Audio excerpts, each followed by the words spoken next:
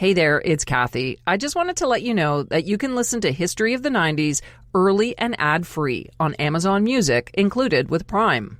A listener's note. This podcast contains coarse language, adult themes, and content of a violent and disturbing nature. Listener discretion is advised. In the early 90s, one of the countries located in the Horn of Africa was facing an overwhelming humanitarian crisis. Somalia was in the midst of a drought and a brutal civil war, which together fueled a famine of staggering proportions. Thousands of people were dying every week from starvation and lack of medicine. In some cases, parents killed their own dying children to spare them from further agony. As a result, more than 1.5 million refugees fled the country, nearly 1/5 of Somalia's population. Making the situation even worse, militia leaders stole the desperately needed aid being sent to Somalia from other nations and sold it on the black market.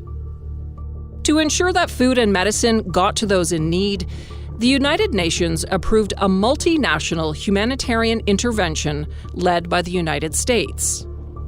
For their part, Canada sent a 1,400-strong force to be part of the mission, including the Canadian Airborne Regiment. On March 16, 1993, 4 months after the regiment was deployed, 16-year-old Shidane Arone was caught trespassing on their base. A short time later, the teenager was dead. I'm Kathy Kinzora, and this is the history of the 90s. On this episode, we look back at the Somalia Affair, one of the ugliest incidents of modern Canadian history. An incident that would tarnish the country's reputation as a preeminent peacekeeper. Canada's elite Airborne Regiment traces its roots back to 2 parachute battalions that were formed during World War II. One served with British units and dropped into Normandy on D-Day in 1944.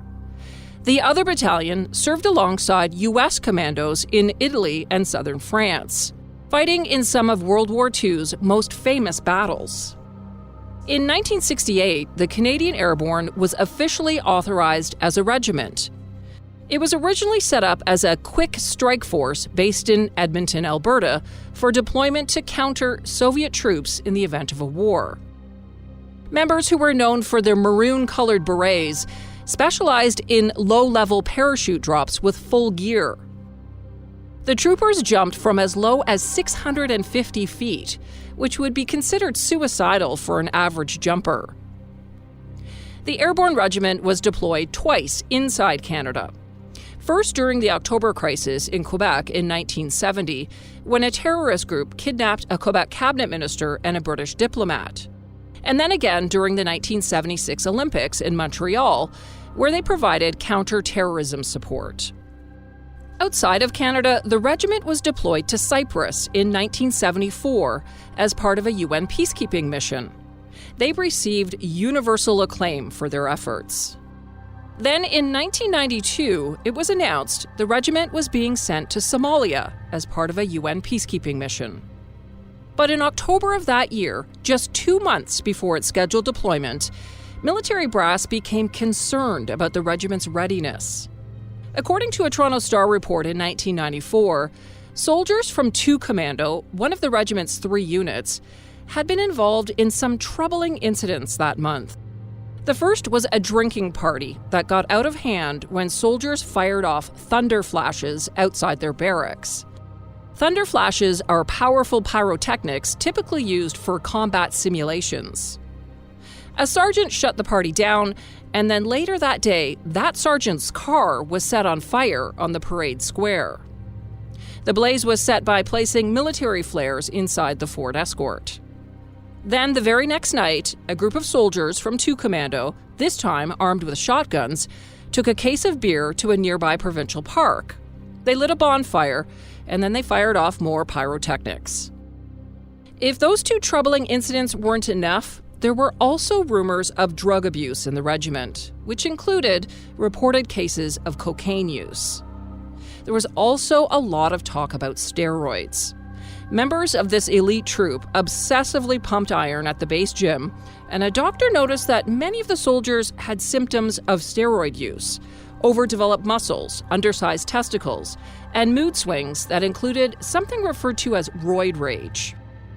And it was also reported that some of the soldiers in 2 Commando had ties to white supremacist groups. Corporal Matt McKay, who appeared in a 1991 news photo wearing a Hitler t-shirt and standing in front of a swastika flag, had previously been a member of the Aryan Nation. And the Toronto-based Heritage Front said that several members of their neo-Nazi group came from the regiment. According to the Toronto Star's 1994 reporting, the Confederate flag became a semi-official symbol, especially for 2 Commando, and it often flew from the barracks window after a member of the unit was disciplined, a symbolic flip of the bird to authorities. Because of the discipline problems and other issues with the regiment's readiness, their commanding officer, Lieutenant Colonel Paul Morneau, was relieved of his position. He was replaced by Lieutenant Colonel Carol Mathieu, a decorated career officer with a reputation for toughness. Well, the mandate of the mission is to escort food convoys, secure distribution center, and allow the AIDS worker to carry on with the task of saving the starving Somalian. Mathieu said 2 Hercules transport planes loaded with equipment and supplies would be sent to Somalia to maintain a command post. Among the supplies would be armaments and ammunition. We have to defend our equipment and our food and our convoys and the people, the coalition people. We have to defend the aid workers. So anybody that is interfering with that, we have the right to defend them. In December 1992, 1 week before Christmas, the Canadian Airborne Regiment was deployed to Somalia as planned. On board one of the transport planes headed to the war-torn country was a young private by the name of Kyle Brown. He was resigned to spending the holidays away from home, but was concerned with what might lay ahead. There's always the apprehension, a little bit of fear is going over. You don't really know what to expect other than what we've been told, and other than just keep our heads up and take it as it comes. Brown had no idea that his life would be forever changed just a few months later. After a 31-hour flight, the troubled Airborne Regiment touched down in Somalia on a desert airstrip. They were stationed 160 miles from the capital, Mogadishu, at a camp just outside the town of Beledweyne, which is set in the Somali desert near the Ethiopian border. It's difficult terrain, lots of red-brown dirt, rocks, and tangled bushes. The accommodations were pretty basic, canvas tents with cots and latrines in the open desert. Daytime highs reached 113 degrees Fahrenheit, so heat exhaustion and heat stroke were very real concerns. And miniature sand tornadoes, known as dust devils, often ripped through the camp. If the unrelenting heat wasn't enough, soldiers also had to be on the lookout for deadly scorpions, giant slugs, snakes, and camel spiders, which are the size of a man's hand and can eat meat. Within weeks of their arrival, hundreds of Somalis set up their own camp around the Canadian compound. And almost every night, desperate Somalis, many of them teenagers, would try sneaking into the camp to steal equipment, weapons, and food. In some cases, they would take off their clothes, grease their bodies, and slip through the wire set up along the perimeter of the camp. Some managed to steal from the Canadians, while others were caught by soldiers on patrol. An inquiry into the Somalia Affair heard that after setting up camp in the African country, commanding officer Lieutenant Colonel Mathieu issued a directive. He said if a Somali was caught stealing equipment, the soldiers could shoot to kill. A short time later, soldiers acted on the directive. On March 4th, 1993, 2 Somali men snuck into the camp and were shot by Canadian soldiers. One of the men died. Military surgeon Barry Armstrong conducted an autopsy, and he concluded that he believed the man was shot in the back, execution style, at point-blank range. But commanders dismissed the doctor's findings and didn't report them to their superiors. The official report that went out to the media stated the following: soldiers yelled at the men to stop in both English and Somali. Warning shots were fired, and when the men still didn't stop, soldiers shot them. Colonel Serge Lebay, Canada's commander in charge of the Somalia mission, said the Somali men behaved like trained soldiers, and he implied they may have been in the compound to steal U.S. helicopters. No one was ever charged in connection with the killing. Then just 12 days later, there was another death in the Canadian camp. And this one would horrify a nation and stain Canada's reputation as a trusted peacekeeper. Shidane Arone was born on the open desert of southwestern Somalia, an area so scorched and desolate that nomads call it Guban, which means the burnt country. It's one of the hottest, driest ranges on Earth, and the nomads who live there are known for their toughness and their strong Muslim faith. According to reporting by the Toronto Star in 1994, as soon as Shidane could walk, he started helping with the goats. By the time he was 10 years old, he was helping his older brothers tend the camel herd.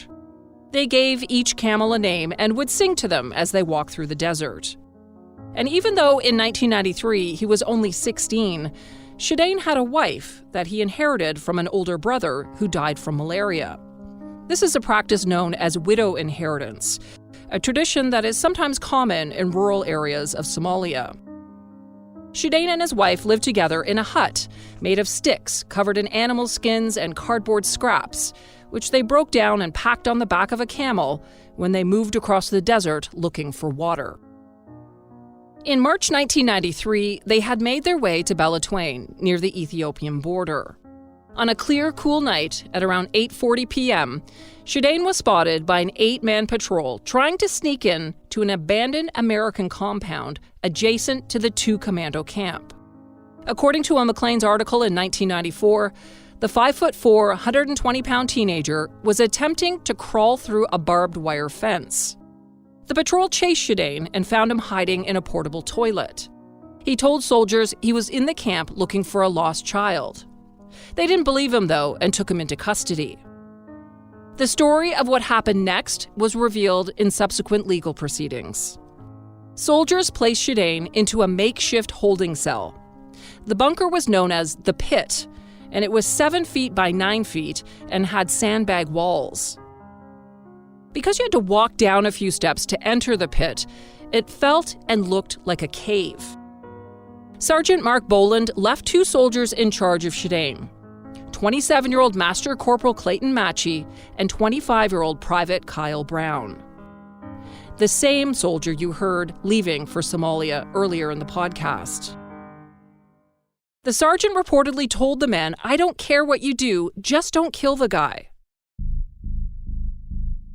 Shidane was then blindfolded and beaten and tortured for 3 hours. Matchie repeatedly punched and kicked Arone, whose arms were bound behind him and tied to the roof beams. His ankles were cinched together with a zap strap. Matchie hit Shidane with a baton, using full arm extension swings, methodically striking his feet, stomach, chest, and head. Shidane's lips were bleeding and swollen. His nose was fractured and one cheekbone was visible. Streams of blood ran over his body and into the sand. Brown told Matchie to stop, but Matchie refused, saying he wanted to kill the teenager. Brown admitted later at his court-martial that he also took a few shots at Shidane when he was first captured. And for some reason, he got a camera and started taking pictures. He took a series of 16 gruesome photos that show Matchie posing with his young prisoner in different positions. 3 of the graphic images show Matchie holding an automatic pistol to Shidane's head. His hands are tied behind his back to a wooden riot baton. His feet are bound with plastic handcuffs. In other photos, Matchie is seen jamming a baton between Shidane's bloody, swollen lips, or using the baton to prop up Shidane's slumping head. In one, Matchie is smirking as he points at his blindfolded prisoner. Brown posed in 2 pictures as well. He's seen holding Shidane's head up by his hair. Over the course of this horrifying beating, Shidane begged for mercy, saying Canada over and over, the only English word he knew. His cries were heard throughout the camp. As many as 80 people heard his screams, including officers, but no one came to his aid. During the relentless torture, up to 16 soldiers stuck their head into the pit to see what was going on. And yet none put a stop to it. Master Corporal Matchie continued abusing Shidane. He burned his feet with a cigarette, he kicked him, and he beat the 16-year-old with his baton. Just before midnight, Matchie hit Shidane in his face 4 times with the baton. He hung lifeless by his restraints. Brown went back to his tent. A few minutes later, Matchie came to the tent and told him that Shidane had stopped breathing. Brown finally decided to tell someone what was going on. He found Sergeant Hillier, who rushed to the bunker to see for himself. He was shocked at what he found. 16-year-old Shidane Arone was dead. A truck was ordered to take Shidane's body to the hospital, where he was examined by an airborne medical officer. Captain Neil Gibson determined the teenager died of a head injury. No X-rays or other tests were performed, and it was decided no autopsy would be conducted. Captain Gibson said the injuries could have been sustained during an arrest. His official report noted only 2 bruises on Shidane's severely battered body. Then on March 18th, 2 days after the beating, Private Brown went to Major Anthony Seward, who was in charge of Commando 2, and told him what had happened inside the pit. And he handed over the film from his camera. After Brown's confession, Matchie was arrested and put in a prison bunker. The next day, on March 19th, Matchie tried to hang himself. He was cut down in time by a guard and rushed to a medical tent. News of Shidane's death would not be made public for 2 weeks. On March 31st, the Canadian Defense Department revealed that 4 soldiers were being investigated for the beating and torture of a 16-year-old Somali teen. Master Corporal Clayton Matchie was one of them, and by the time the story broke back in Canada, he had already been transferred to the National Defense Medical Center in Ottawa, where he remained in a coma after the suicide attempt. Mystery swirled around what had taken place thousands of miles away. There have also been questions raised about Matchie's alleged suicide attempt. A report indicated that his laces were still in his boots when he was found hanging, even though the Defense Department has said he used a bootlace to try to kill himself. Defense Minister Tom Siddon issued a written statement reiterating the official position that this was nothing other than an unaided suicide attempt. Sean Mallon, Global News, Toronto. Matchie eventually awoke from the coma, but he had severe and irreversible brain damage. So who was the man that for 3 hours savagely beat a Somali teen to death? Master Corporal Clayton Matchie was born and raised on the Flying Dust Reserve just outside the small town of Meadow Lake in northern Saskatchewan. According to reporting by the Toronto Star in 1994, the Matchies are full-blooded Cree, descended from an ancestral chief. Clayton and his siblings were taught to be proud of their heritage. He dreamed of adventure and travel, so at the age of 17, he went to the Canadian Forces Recruiting Centre in Saskatoon and filled out an application. He was accepted, and after basic training, he was stationed in Victoria, BC. And in 1988, Matchie joined the Airborne Regiment. As a newbie, he was targeted because he's First Nations. Soldiers nicknamed him Geronimo, which Matchie hated. He endured hazing and was eventually accepted by his comrades and took up many of their habits, lifting weights, chewing tobacco, and drinking pretty heavily.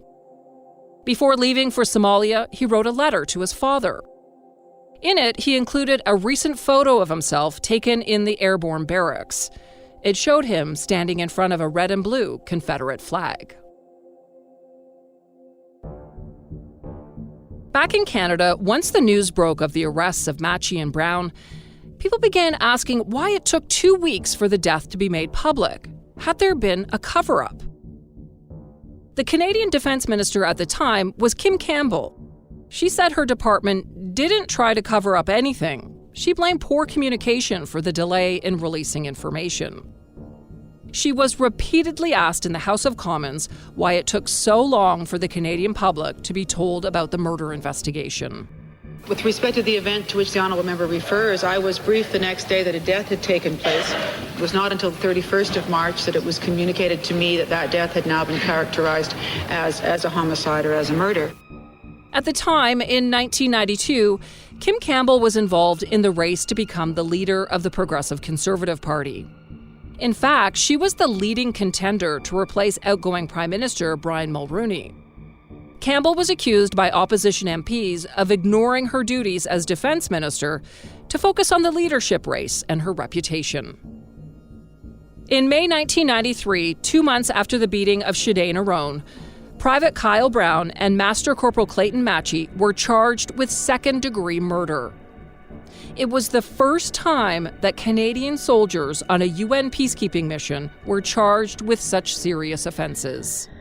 Major Anthony Seward, commander of Commando 2, was also charged with unlawfully causing bodily harm and negligent performance of duty. And Lieutenant Colonel Carol Mathieu, commanding officer of the Canadian Airborne Regiment, was charged with negligent performance of duties. Before their court-martials were held, the Canadian government gave the family of Shidane Arone the equivalent of 100 camels, or $15,000 US, as compensation for his death. The payment was made in cash to the head of the Arone clan, and in return, the family signed a waiver denying them any more claims against the Canadian government. Private Kyle Brown was the first to go on trial in military court. According to a 1994 report by the Edmonton Journal, Brown grew up in a working-class section of Edmonton. His mom died of an accidental drug overdose when he was 14. A year later, his father died by suicide. He enlisted in Sea Cadets at 13, the militia at 18, and the regular army at 20. When Brown took the stand at his court-martial, he spoke softly and kept his eyes down. He admitted that he had punched and kicked Shidane 5 or 6 times when he was first captured. But Brown said he didn't take part in the rest of the beatings. He claimed he had given Shidane water and washed the blood off his face. And he said he tried to convince Matchie to stop on several occasions, but he just wouldn't listen. As for the pictures of a bruised and battered Shidane, Brown said he took photos because he couldn't believe what he was seeing, and he didn't think anyone else would believe it either. The 16 photos were entered as exhibits in the court-martial, but they were placed under a publication ban until all the court-martials were completed.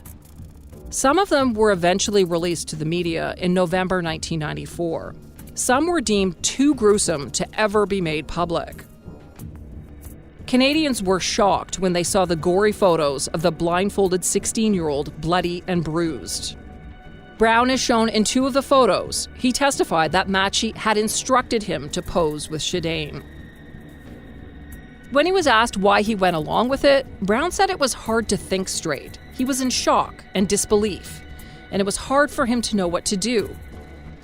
Several witnesses testified that the morning before Shidane was captured, orders had been passed down through the airborne chain of command to abuse captured intruders to discourage them from returning to loot the compound.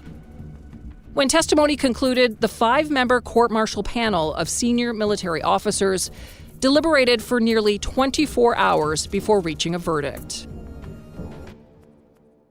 Private Brown was marched in, and the president of the court-martial delivered that verdict. Not guilty of second-degree murder, guilty of manslaughter, guilty of torture. Brown is the first Canadian to be convicted of torture. When he heard the verdict, Brown appeared shaken, but a few minutes later, he had nothing to say. I'm sorry, I have no comment. Brown was sentenced to 5 years in prison and dismissed from the military with disgrace.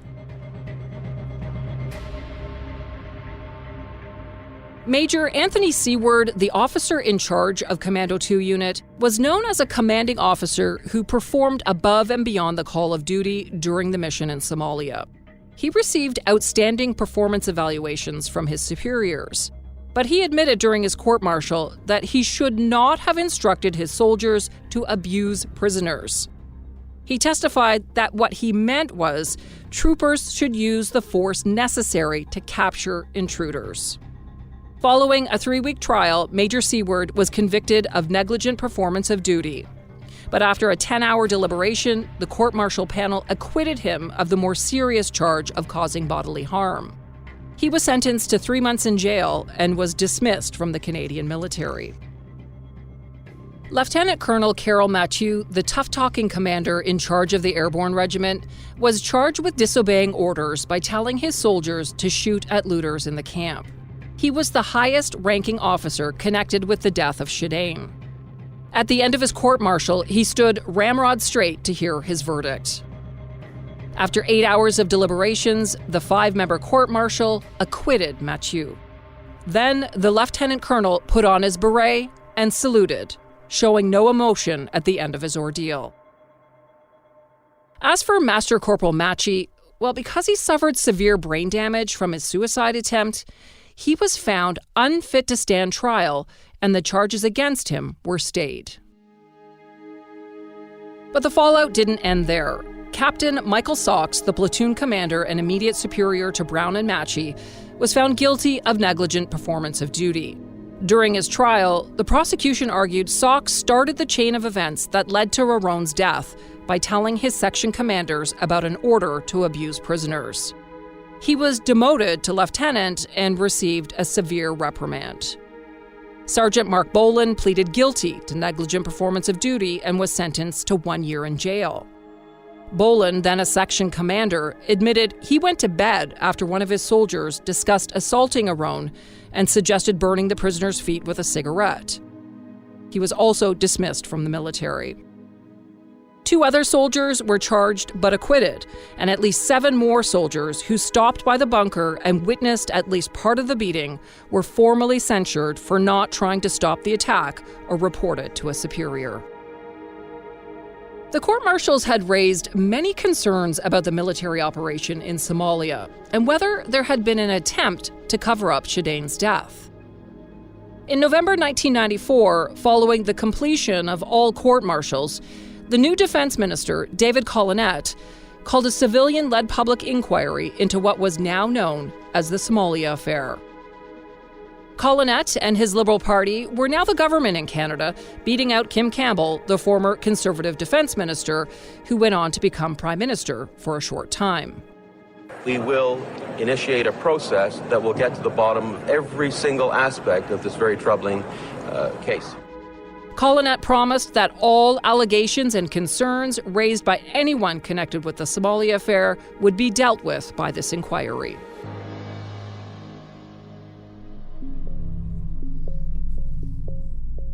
Then, in January 1995, as the Somalia Affair was fading from public minds, Canadians were rattled yet again when a home movie made by a soldier in the Airborne Regiment was released by the media. The 2-hour video was taken just weeks before 16-year-old Shidane Arone was beaten to death. And though it contains mostly scenes of the marketplace in Belatwain and soldiers relaxing around the Canadian camp, it also shows a very disturbing side of some of the soldiers in the regiment. And before we play this, I need to warn you that there is some very graphic language. Corporal McKay, what do you think about the tour? I think it sucks cock, man. We ain't killed enough niggers yet. Corporal Matt McKay, the soldier being asked about the Somalia mission in this clip, is a self-confessed white supremacist. He's the one I mentioned earlier who had once belonged to the Alberta-based group named the Aryan Nation. In another part of the video, Private David Brocklebank answers questions by the cameraman as he holds a heavy-caliber machine gun and has on blackface camouflage. What's this operation called? This operation here? Operation Snatch Nignog? Exactly. Operation Snatch Niggas. Niggas. Just hold the gun out. He's holding the gun out and making shooting sounds. Then he walks off camera laughing and says he's going to kill some Somalis. Brocklebank was one of the soldiers acquitted after Shidane Arone's death. Meanwhile, in the background, you see Private Kyle Brown quietly tidying his things, ignoring the cameraman and Private Brocklebank. In another scene, a soldier holding a riot baton is asked what the stick is for. He says, cracking those small Somalis, breaking arms, legs, and limbs.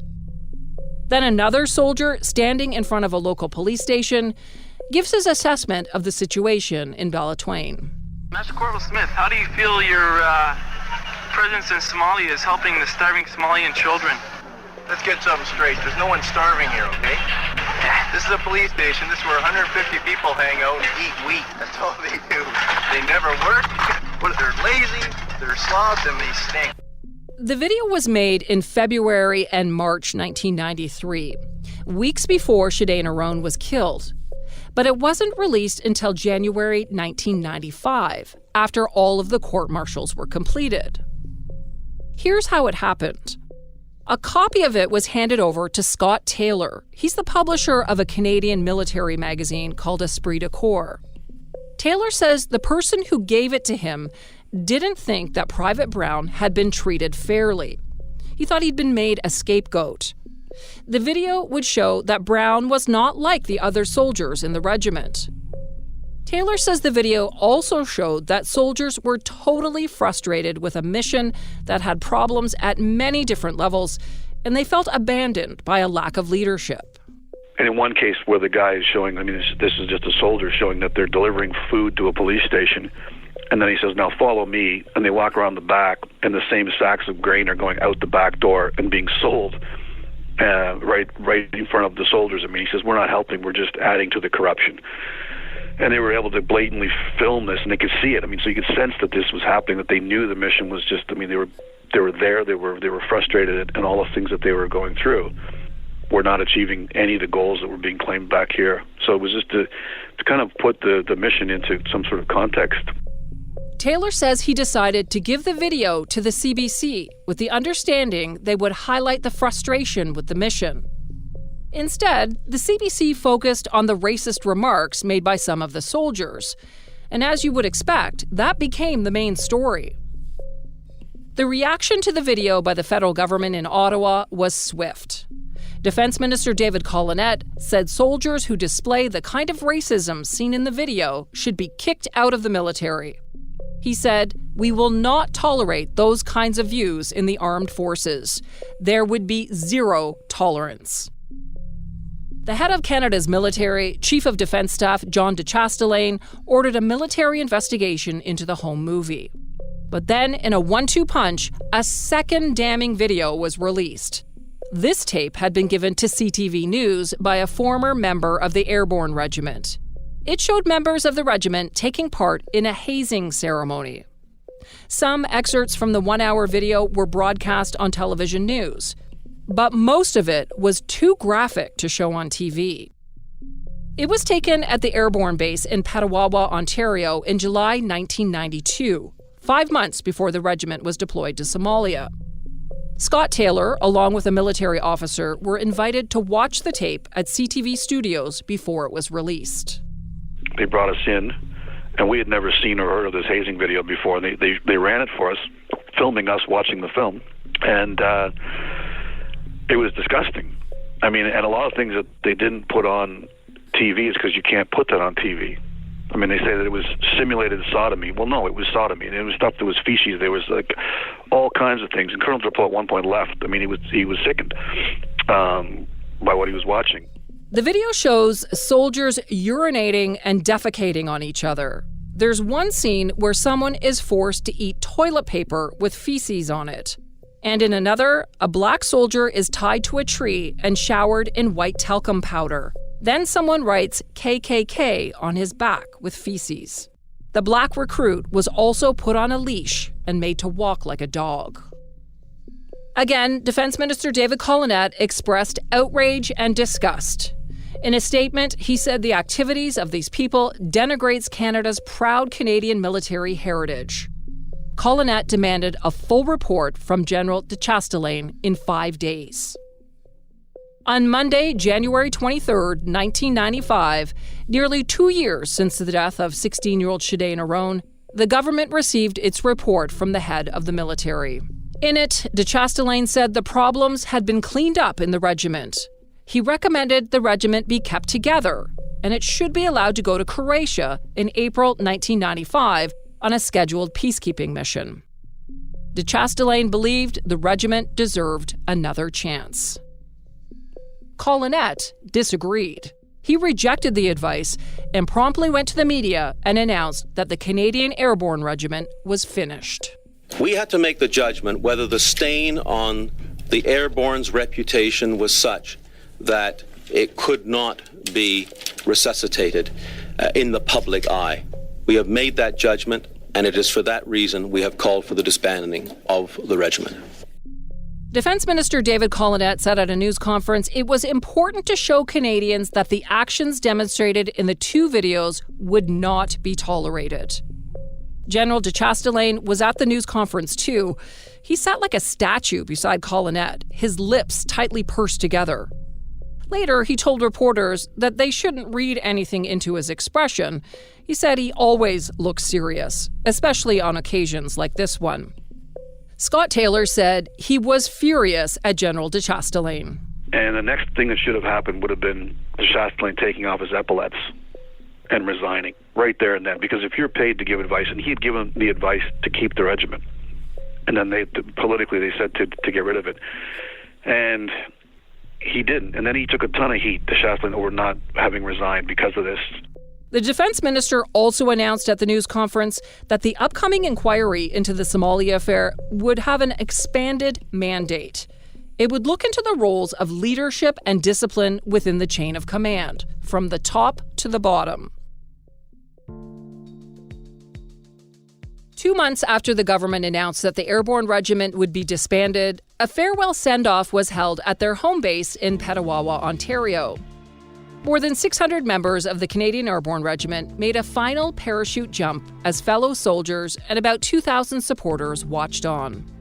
Some members of the regiment wept as they stood at attention, falling into line behind their commander one last time. They felt that dismantling the acclaimed unit because of a few bad apples wasn't necessary, especially since there had been so many issues with the Somalia mission as a whole. As the Airborne is disbanded, the soldiers will return to their home bases. Some veterans think the government jumped too quickly. Well, I don't see this at all being fair to the thousands of Canadians who served this regiment and their country extremely well. The disgraced regiment was the first military unit ever to be disbanded in Canadian history because of its actions. About 2 weeks later, the government announced the 3 civilians who would oversee the public inquiry into the regiment's ill-fated mission to Somalia. A judge, a journalist, and a diplomat were appointed to the task. The inquiry was expected to cost between $3 and $5 million and would be chaired by Mr. Justice Gilles Letourneau. The hearing was expected to last 3 or 4 months, with a report expected by the end of 1995. But by January 1997, the inquiry was still grinding on. So far, it had cost $10 million and had been given 2 extensions. So the government made a move to shut it down. The defense minister, who was now Doug Young, told the commissioners they had to complete the inquiry by March 31st, 1997, and submit a report by June 30th of the same year. So far, the inquiry had only managed to cover a few of the major issues that plagued the Somalia mission. They had investigated the first shooting of an intruder in 1993, the one where a Somalian man was killed after being caught sneaking into the Canadian compound. The inquiry had also been able to deal with allegations of document tampering and destruction that took place at the military's Public Affairs branch after the mission was over. But because the hearings were shut down, the commission was unable to take a closer look at the killing of 16-year-old Shidane Arone, which sparked the Somalia Affair in the first place. The final report, a 1,600-page document, was released on July 2nd, 1997. It was called Dishonored Legacy: The Lessons of the Somalia Affair. In it, Canada's military leaders were accused of covering up, lying, and maybe even breaking the law to hide the truth about the Somalia Affair. In particular, the Commission believed there had been a cover-up about the first shooting incident, a cover-up that involved people in Ottawa and Somalia. They believe the shooting death should have at the very least been investigated as manslaughter, but it wasn't. No soldier was ever charged in direct connection with the death. The inquiry heard that Deputy Defence Minister Bob Fowler had met with members of the High Command around the time of the shooting in March 1993 and told them they should keep a low profile because then Defence Minister Kim Campbell was a candidate for the leadership of the Progressive Conservative Party. Whether that directive came from Campbell or was made by Fowler on his own, the inquiry was unable to determine before it was shut down. The Commission wasn't able to pinpoint who was to blame for the cover-up or how far it went up the chain of command. But the report did say the cover-up of the first shooting may have paved the way for the killing of Shidane Arone 2 weeks later, because soldiers may have gotten the feeling that they were above the law. The report stated, "It is our belief that the failure of leadership immediately to address and remedy the problems revealed by the March 4th incident may have made possible the torture death of a Somali youth 12 days later." Commission Chair Gilles Letourneau credited many rank-and-file soldiers for a job well done and said in the report that they had been let down. Ordinary soldiers were, in a very real sense, victimized by the systemic and leadership failures that plagued the Somalia mission. Chair Letourneau said at the command level, the Commission found deep moral and legal failings. He said there was a strategy of calculated deception on the part of the senior officers and bureaucrats who testified at the inquiry. And he urged the government to look into prosecuting officers who lied under oath.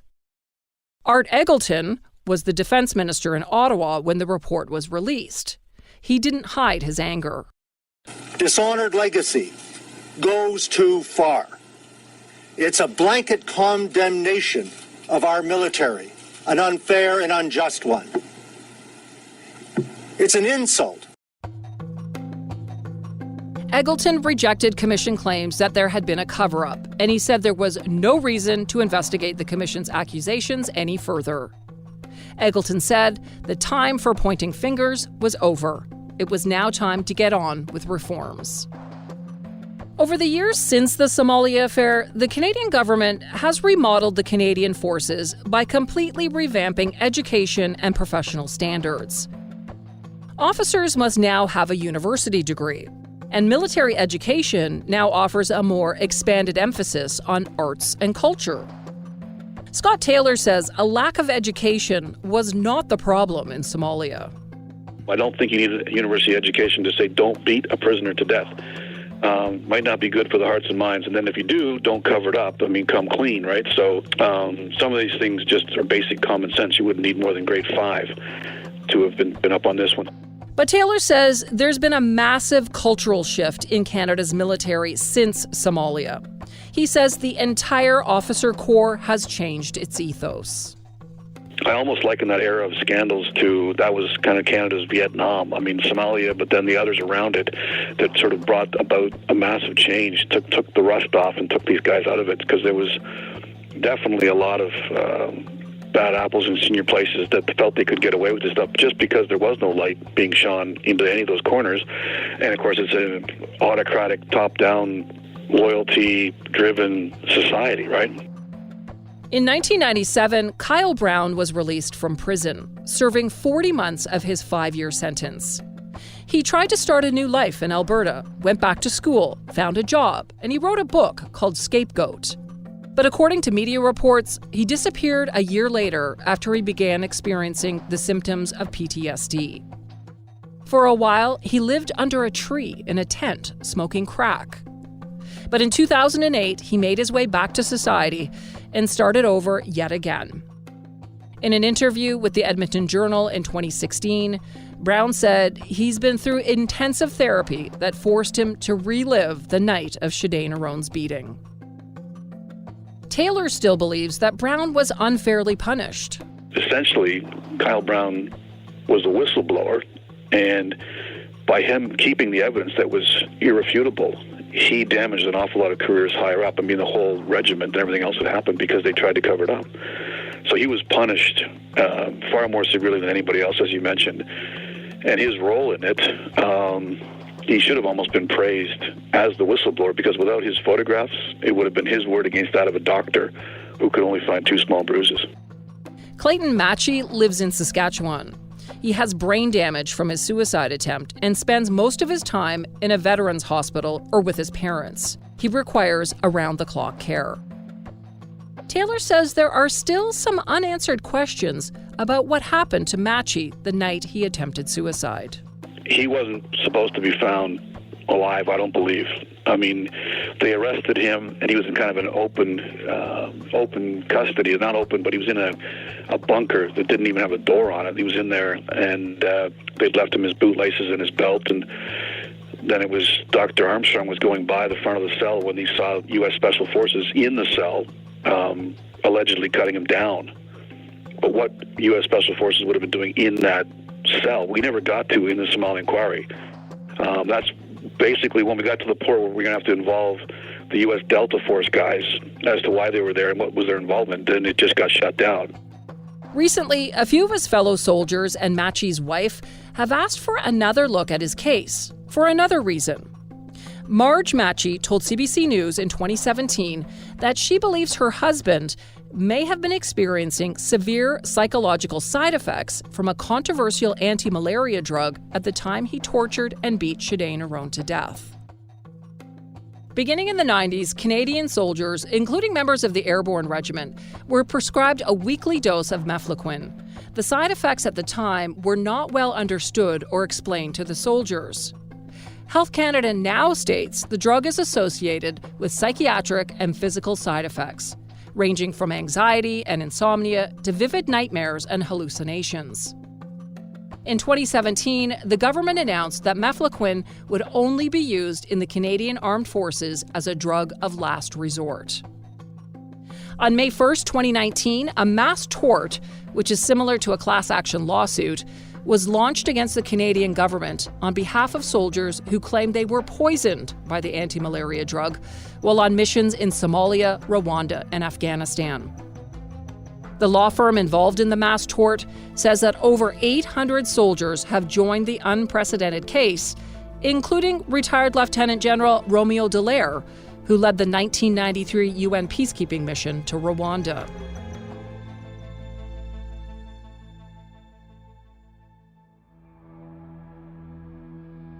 Canada's role in peacekeeping is something that many of us wear as a badge of honor. It's been a big part of our identity, partly because we invented it. It was Canadian External Affairs Minister Lester B. Pearson who proposed the first large-scale deployment of peacekeepers to Egypt during the Suez Crisis in 1956. Pearson was awarded the Nobel Peace Prize for his efforts, and Canada remained a mainstay of UN peacekeeping for decades, contributing 125,000 troops and police officers to missions in more than 35 countries. But the 90s was an incredibly difficult time for Canadian peacekeepers, not just in Somalia, but also in the Balkans and Rwanda. And that took a toll. Since then, Canada's involvement in peacekeeping has steadily declined. Today, just 49 Canadian peacekeepers are deployed in UN operations in Haiti and Mali.